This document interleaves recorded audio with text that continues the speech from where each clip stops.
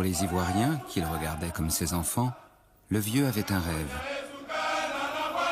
Que la Côte d'Ivoire grandisse dans la paix et la prospérité, sous la tutelle bienveillante de la France, à l'abri des tourments de ses voisins d'Afrique de l'Ouest.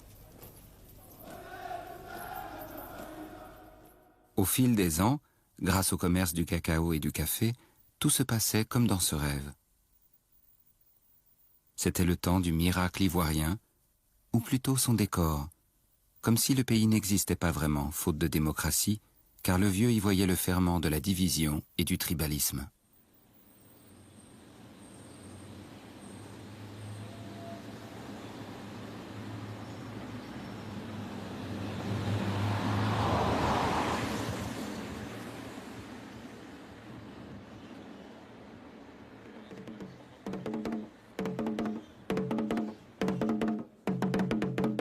Finalement, après 30 ans de règne du PDCI, le parti unique qu'il avait imposé tout ce temps-là comme le ciment de la nation, c'est en avril 1990 que le vieux avait jugé ses enfants en âge de voter et il leur avait donné le suffrage universel.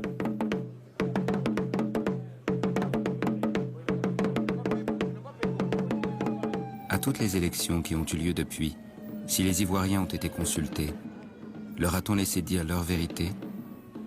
La vérité des urnes, celle de toutes les voix.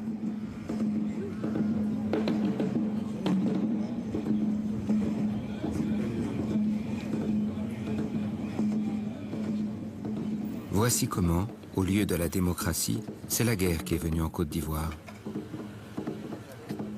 Voici l'histoire de la bataille pour le pouvoir qui a commencé au soir de la vie du vieux entre les prétendants à sa succession, 4 hommes dont la rivalité devait un jour déchirer le pays qu'il avait bâti.